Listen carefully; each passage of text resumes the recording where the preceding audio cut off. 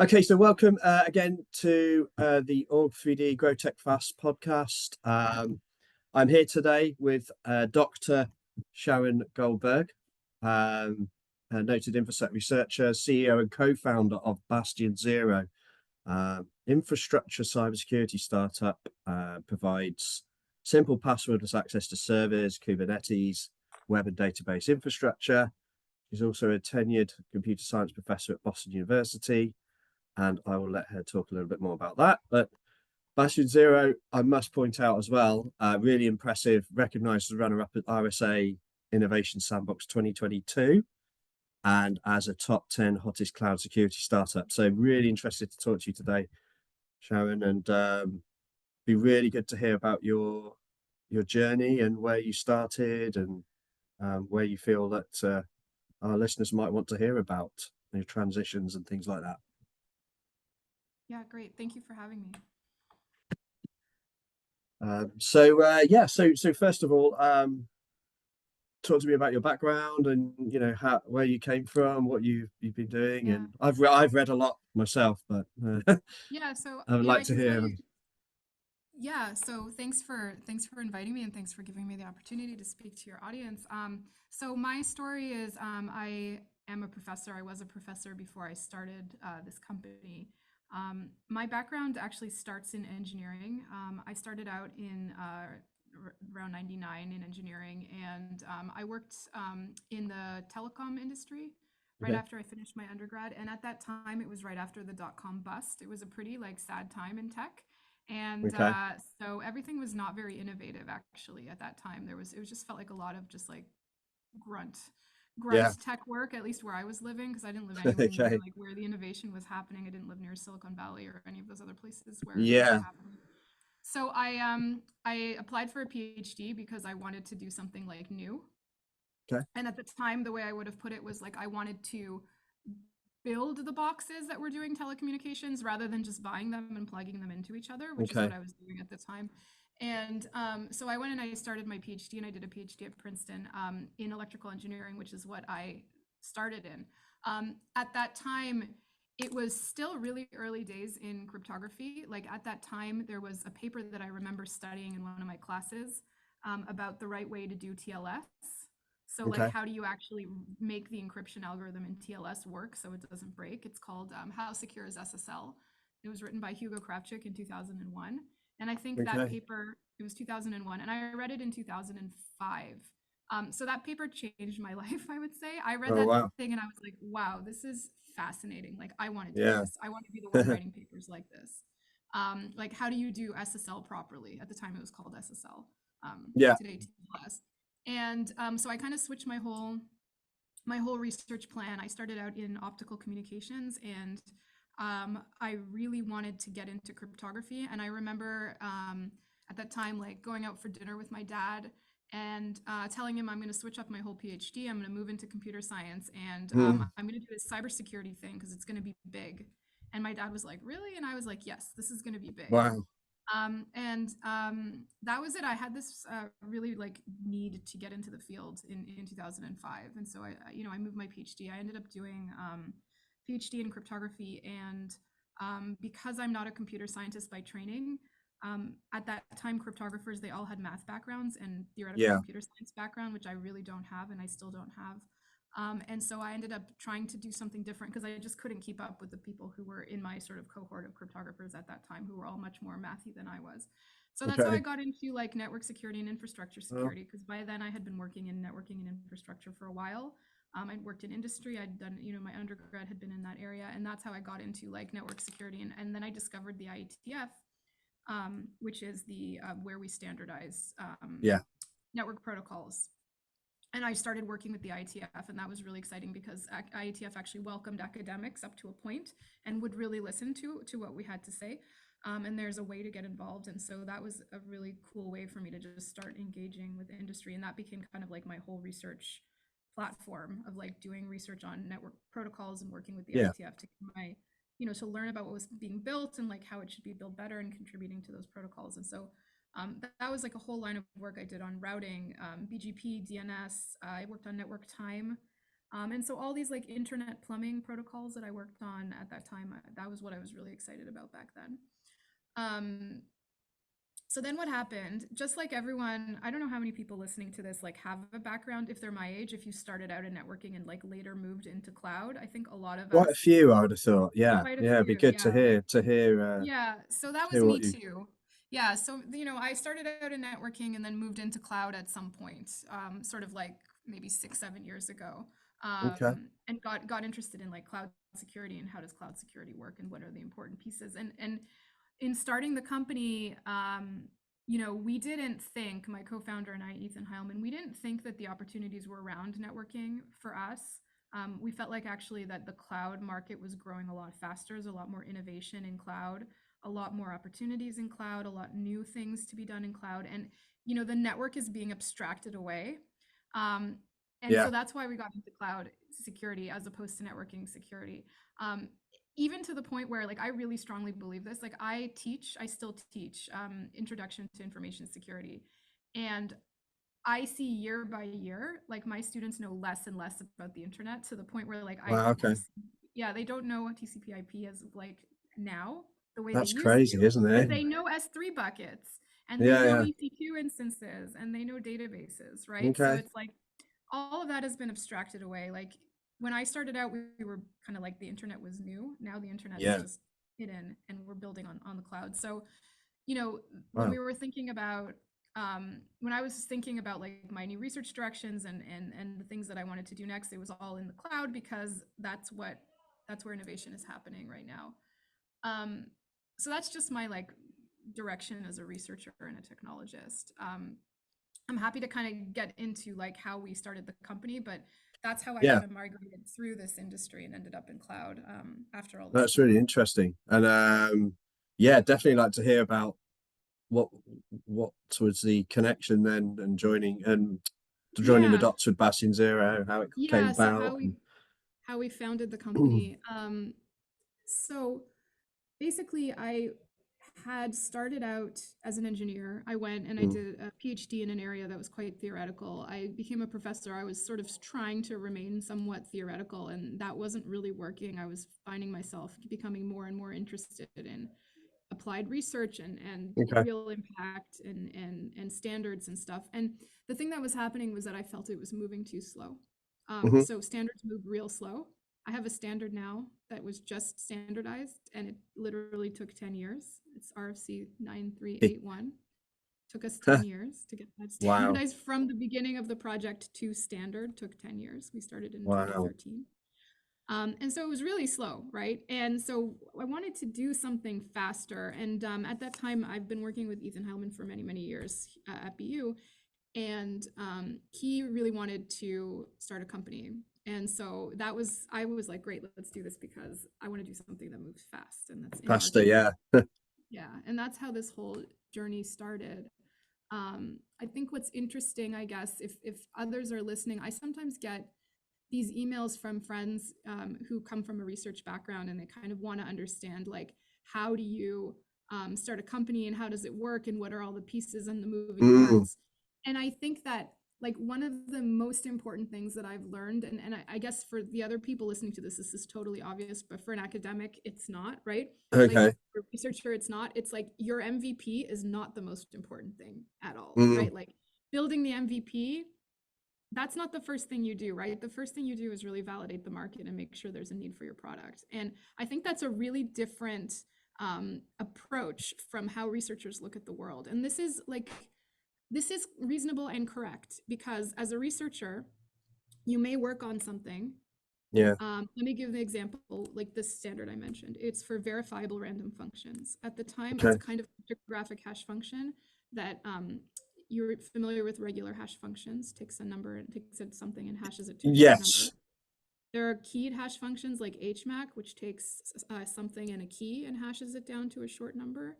Yeah. So VRF is a hash function that takes a secret key and hashes Hmm. it down so that you can use a public key to verify the hash. So it's like the public key crypto I version of a understand. hash. Okay, so we started working on this in 2013, and the reason we started working on it was for DNS, and we thought the DNS would want to use this. We have this Mm, protocol called NSEC 5. We thought it was great. DNS community did not like it, didn't make it. the standard draft got killed, but they pulled the VRF out and they said, go standardize this in the crypto forum. So we did. And, Okay. you know, a couple of years later, our VRF made it into Algorand, which is a blockchain. And then a few years later, it made it into iMessage, actually, for key verification. Okay. And now it's in iMessage and WhatsApp. So like my phone right Oh, now is wow. running VRF in 2 places, which I find crazy. But we Yeah. had no idea that this was going to happen. Do you know what I mean? It's like Yeah. you Yeah. throw Brilliant. something out there and you just wait and see what happens to What it, because happens? Yeah. you can be 10 years earlier than the need in the market or in technology for what you've Mm, developed, and that's good and that's expected from a researcher. That's what you're supposed to do. okay. As a founder, you can't be 10 years early to the market with your product, because no one will buy it and you'll run out of money. So, and that will be the end of your startup. So I think that that way of thinking is really, really different. And so for someone who has a background like mine, I think that was the sort of like shock lesson that we got at the beginning when we started, which was like, Mm.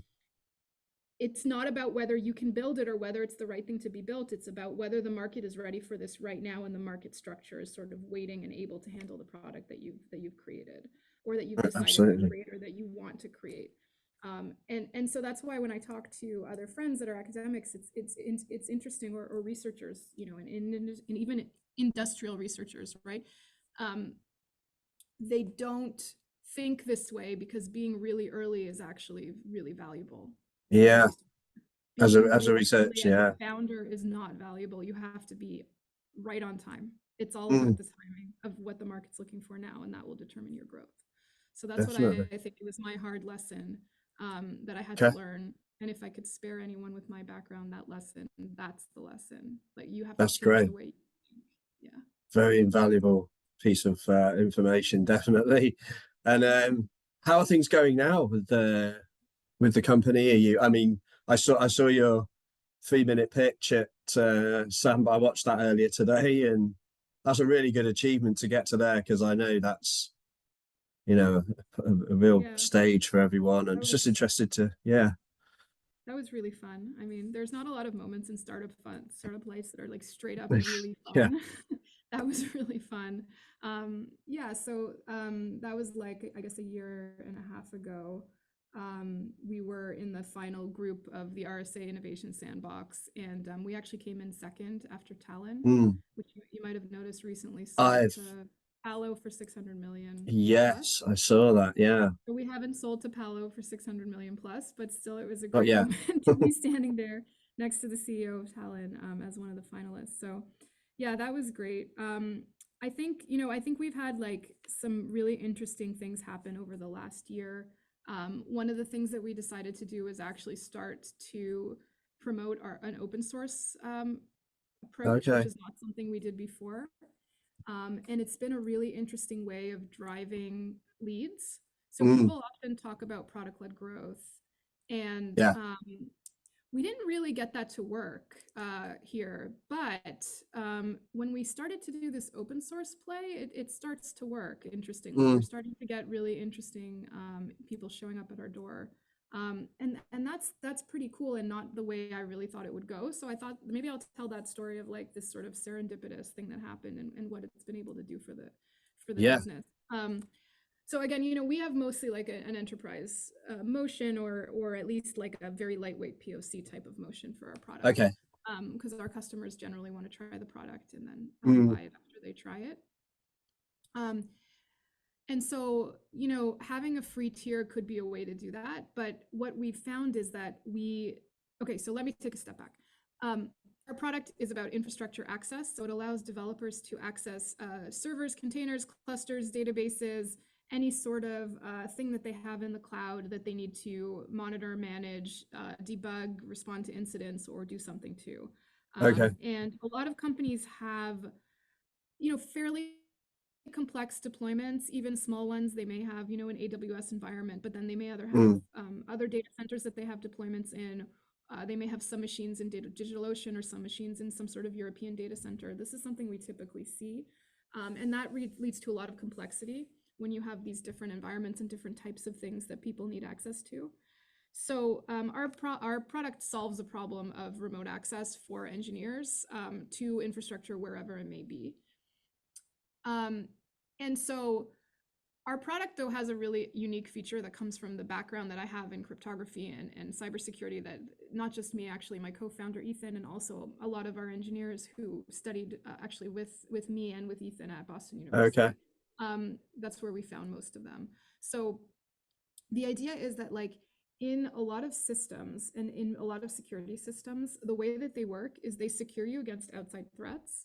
But what they're doing is they're actually taking all of the secrets for your infrastructure. So for instance, if we're granting access to your Kubernetes clusters, databases, and VMs and Yeah. EC2 instances, then you'd have to give us all those credentials so that we can then, mediate access to those machines for your engineers. So that's great for stopping outside threats. But what about giving us all the credentials? Don't we become now a risk and a threat? And this isn't a theoretical question. Like, CircleCI was breached last January exactly because of this, because people give their credentials to their infrastructure to CircleCI, so CircleCI can do deployments for them.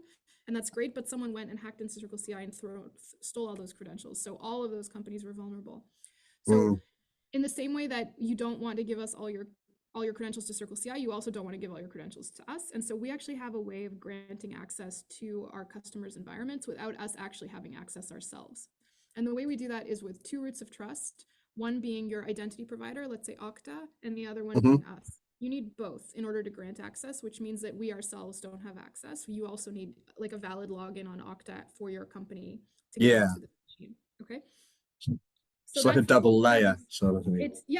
It's like people sometimes think about multi-factor authentication as a second layer.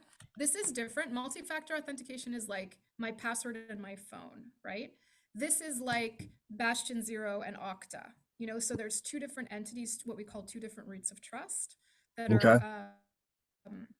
that are controlling access. It's not just like my credentials having sort of two places, but it's the actual sources of the decision making are in two places. So if one of them gets compromised, the other one doesn't.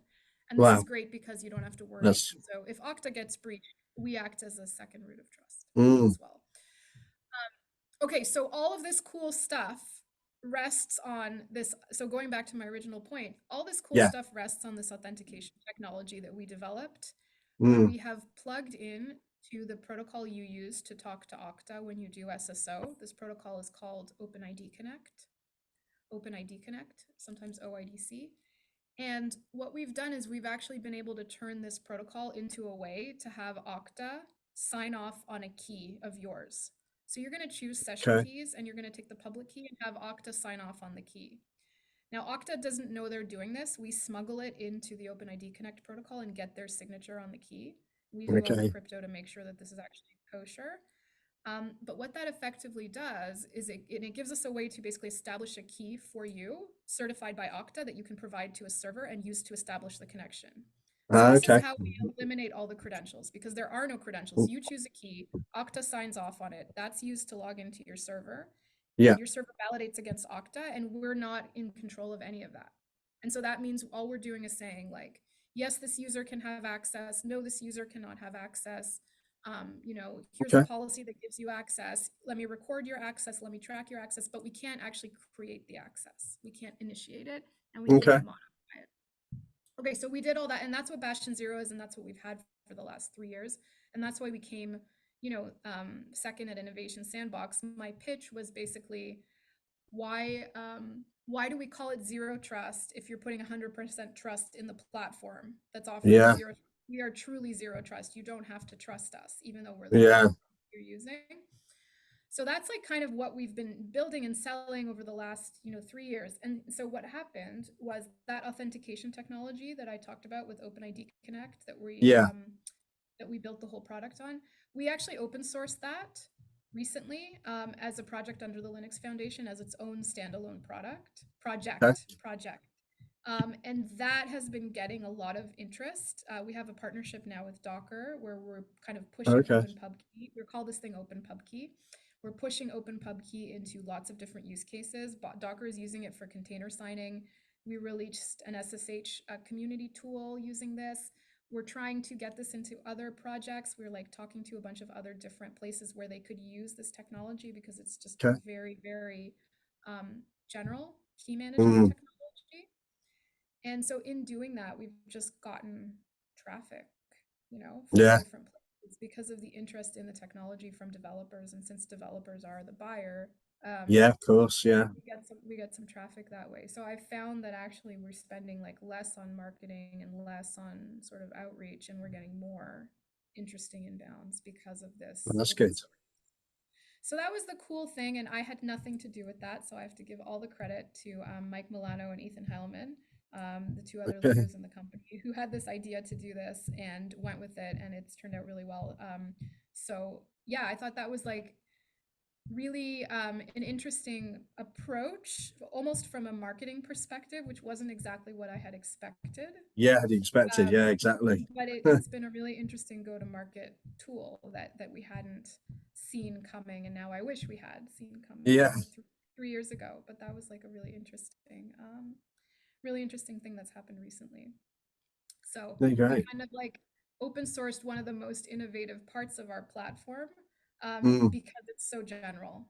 mm. And it's found, applications in software supply chain security, end-to-end encryption, all kinds of things. I don't even, I'll save some of the things we're working on, and maybe Yeah, I can announce them, but there's a lot of different sort of partnerships that we can build off of this technology. So, that's great. And is there bigger plans to add a sales team or like a bigger? I mean, you might already have that, but just um, at the moment, that's consuming us. I suppose getting all these yeah, I inbounds and mean, we are sort of like, we're looking at a bunch of different verticals right now, and trying to see which one we want to focus on. So mm, one of them yeah. So let me just leave it at that. Yeah, we're looking at a bunch of okay. verticals and want to see exactly how we want to focus in on those verticals in Yeah, the next few that months. makes sense. Yeah, I don't expect you to go into too much detail on that right now. Yeah, gonna But put it no, on. that's great. I mean, look, was really helpful. There's really good key points there that I'm sure our listeners are going to really be interested in. Um, Particularly the transition from, as you say, researcher to founder, co-founder, the timing of it all and everything like that's really, really interesting. Um, how did you, one last question, how are you seeing this year come compared to last year? I know we had COVID and it's sort of going Oh further my and further God. behind us now, but I'm hoping it's not like 2020. no, I feel like I have this fear every time the winter's ending. I'm like, oh God, are we going to get yeah, another surprise? But I think I have a yeah, little bit of PSTD from COVID. yeah, Um, no, I mean, I think the most interesting thing that's happening right now is a lot of like platform plays, a lot of companies consolidating, a lot of tools kind of coming together into these super mm, tools and super platforms. And I think in cybersecurity, that's going to be one of the most interesting trends that we see over the next year that I think is really important that we all have to pay attention to. So yeah, that's my okay, biggest thing. And I'm just hoping, I'm hoping for a good year and no big surprises that kind of derail the whole yeah, market in our lives. But at the end of the day, like I really just think it's like one foot in front of the other. We keep mm, adapting and we keep pushing, and we see where it brings us. But I think one of the things we're really paying attention to is like the the sort of like how the cybersecurity market has really changed and is changing right now. I believe it's changing right now dramatically, actually, in the last like 6 months because of how some of these different tools are kind of coming together in interesting ways. And I yeah, think the market is going to start responding to that, and already will be responding to that in the next few quarters. it's great. Thank you. Really, really helpful and interesting and insightful. Um, Sharon, thank you very much for your time. It was really Thanks for interesting. having me. Thank Um, you. I will, yeah, we'll make sure that we send you a copy of this, and we'll make sure it's edited and put out in the right way and everything like that. But there'll be a lot of people be very interested to hear what you've got to say. And yeah, thank you very much for your time. Really insightful. And I wish the best of luck to yourself Thank and you. Bastion Zero and all your co-founders and all the super clever people involved in it. Yeah, more clever than me. I'm just the front, the front for all the cleverness. All right, well, thank you very much, and thanks Thank for you. including me, and let me know if there's anything else I can do for this. Definitely. All right, Really, take really good to talk to you. Thank you. Have a great day. Thank you.